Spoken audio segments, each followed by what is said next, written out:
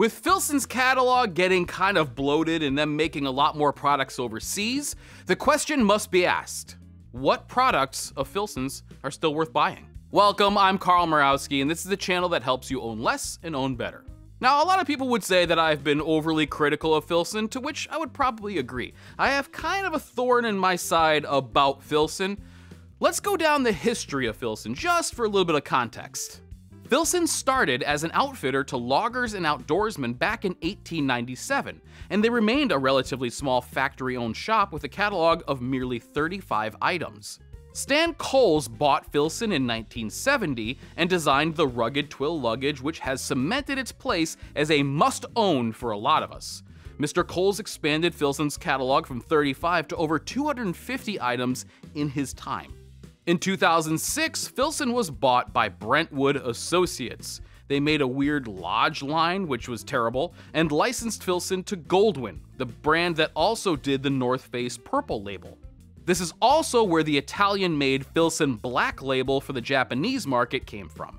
Then there was the Chinese-made Passage line of Filson nylon luggage, and a few collaborations with hip brands at the time before Filson sold to Bedrock Manufacturing in 2012.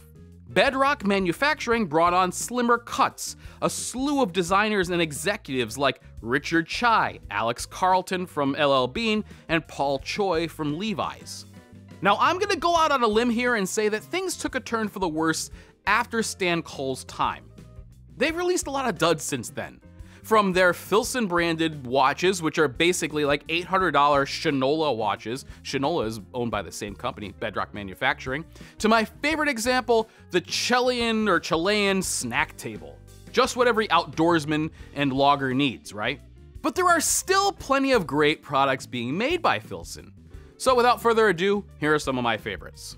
Okay, this is what happened. I shot that intro, and then literally that weekend, Filson went ahead and did a whole big price increase across the board, so I had to revise my list. Now there's still some good stuff to buy there. Unfortunately, that list is shrinking and shrinking the more they tend to bring up their prices. I'm really upset with that company, I gotta tell you. So anyway, Chloe and I, we're gonna go through our favorite Filson products, the ones that are still worth buying. Unfortunately, they're pretty expensive, so let's get to the list. Now, number one is anything made out of their Mackinaw wool. Their Mackinaw wool is still fantastic, and like, so this is their packer hat. I wear this all the time in the winter. It's awesome, gets wet. I wear it when I snow blow. I wear it when I go hiking in the winter, snowshoeing and stuff.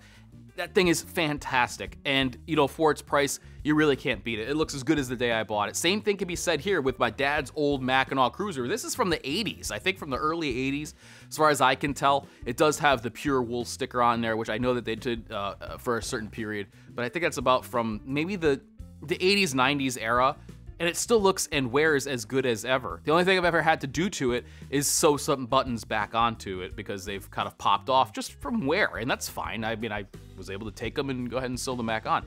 But other products like their bibs, which I don't have, but I know a lot of bushcrafters really like them because they're quiet, they're warm, again, they wear like iron. They're just fantastic. A lot of bushcrafters like those. I also have two of their vests, so they're Mackinaw wool vests.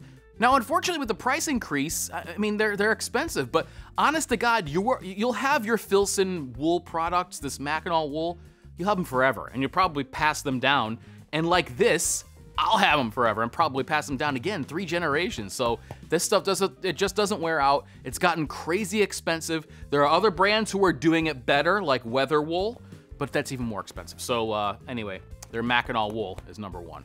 Number two is anything made out of their rugged Twill fabric. This is an old original briefcase. One of the ways you could tell the old original briefcase versus the new one is that the old ones have this leather keeper on there. So they don't do this anymore. This is gone. Also, this is one of the ones with Talon zippers on it, and so they stopped doing that and changed over to Filson branded YKK zippers after a period. But, and I've heard they've even started to remove things from the ones that you could buy just a few years ago. It seems like they're simplifying the bag.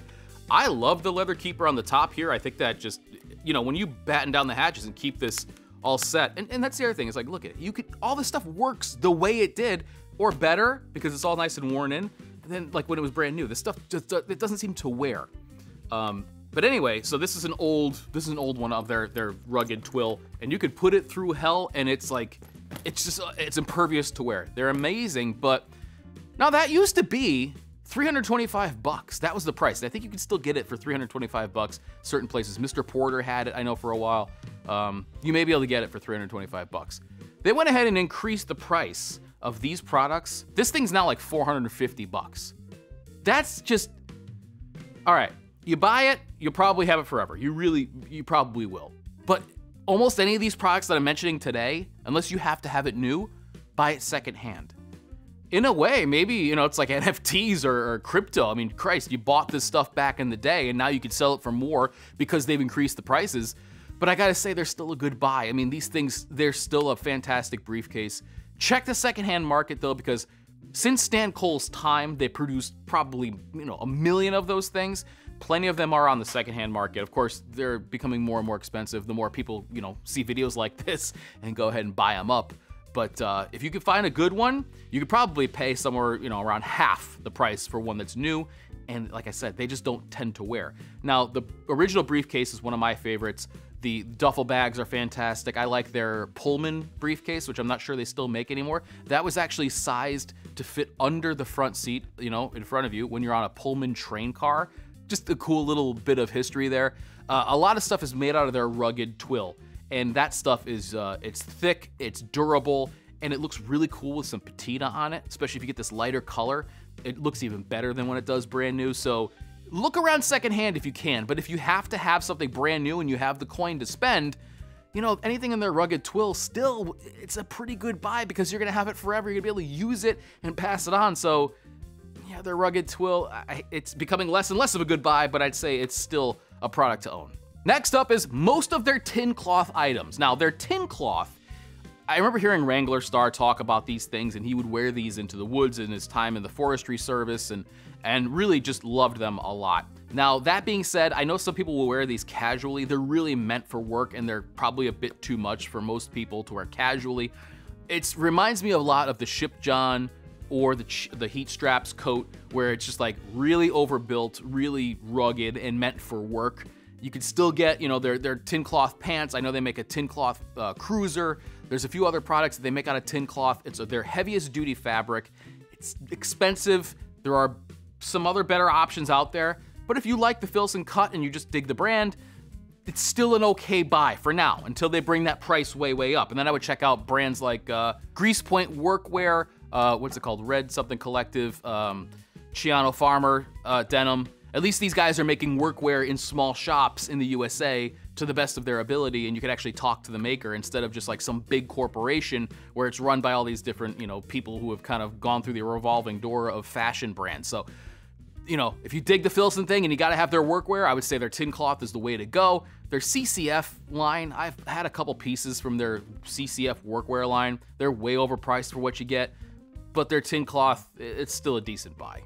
Lastly is Filson's bridle leather items. Now, actually the Filson bridle leather, it's pretty damn good. It's oily, it's thick. This is the older stuff here, but the newer leather is the same way. And it's, you know, with the brass hardware, it looks really, really cool when it's got some age and wear on it. Their bridle leather stuff is actually still a pretty good deal. So you can get like dog leashes, you can get wallets, you can get belts, you can get straps, all kinds of stuff. And it's actually still made well and a decent buy. I'd say that you're still getting a quality product. Again, you know, if you look around at other makers out there, you could probably find something that's even better. Pigeon tree crafting is one that I've really been interested in recently. But there's something to be said for the tried and true Filson leather. I'd say that it's thicker and more durable than most other leather I've ever tried as far as what's included on luggage and what you can get for a belt or, you know, even dog stuff. So their bridle leather is still a pretty good buy.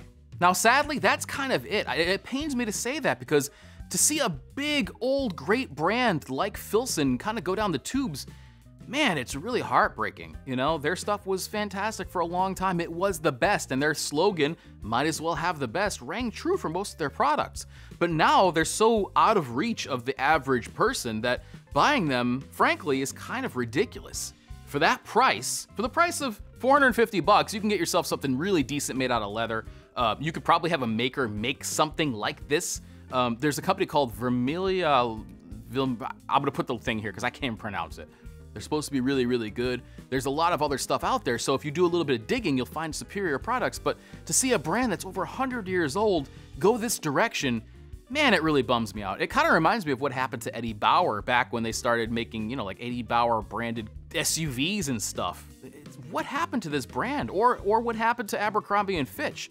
Now what seems to be happening is they're making products for people who idealize a certain type of lifestyle, but don't live that lifestyle. So it's like they've become the Land Rover of clothing brands. And it's just so sad to see. Now, if you find yourself drooling over a Filson product like their shirting, my suggestion is to check out brands like LL Bean. Okay, there's a great old company, still family owned, and a lot of times they have very similar, if not the same products, branded differently, of course, you know, and maybe there's a few differences here and there. But oftentimes when I see something on Filson that I like, as far as one of their shirts, but I'm not gonna spend over $100 on a Filson shirt, did that once, not gonna make that mistake again, I go to LL Bean. Your money goes twice as far there. A lot of it's made in the USA, some of it isn't, but at least you're gonna be paying literally half of what you would with Filson. Now, if Filson's prices don't bother you, but maybe it's more their corporate structure that you don't like or what they've done to the company, more of a moral objection than anything else, then check out other brands that are sort of doing what they used to do. Brands like Deadhead Knitting Company, Ship John, Grease Point Workwear, I think they're called Fall Raven or Fall, whatever. I'll put a couple in the description below that if you want to check them out, who are actually doing what Filson does now, but better, in the way that they used to. There's actually a great YouTube channel out there. I think they're called The Company Channel. And what they do is they take like these great big companies and they'll say, what happened to Guitar Center? What happened to Walmart or whatever? To my knowledge, they haven't done anything with Filson yet, but if you notice, there is a trend here. You know, a lot of times somebody, a visionary, starts these brands, these companies doing great things, then they sell or the person dies. They get bought by an investment firm or something like that, private equity firm, and then they just go ahead and squeeze the profits while using that brand name and their recognition of having high quality goods until they're basically worthless. And I think there is actually a term for it. I believe it's called quality fade. It's actually like in textbooks. Pretty damn sad. GM did something very similar way back in the day. But I don't want to go down that rabbit hole. This is about Filson. And I always want to learn more from you guys because I own some Filson stuff, but I don't own everything. So maybe there are other products out there that are worth having. And I would hope you would let me know in the comment section below, because if you're watching this video and I'm telling you these things that I like, somebody else out there guaranteed has other experiences with their products. And I think that the collective knowledge is much better than just my experience alone. So please feel free to piggyback onto my list here. Let me know what you think in the comment section below, and I'll catch you next time.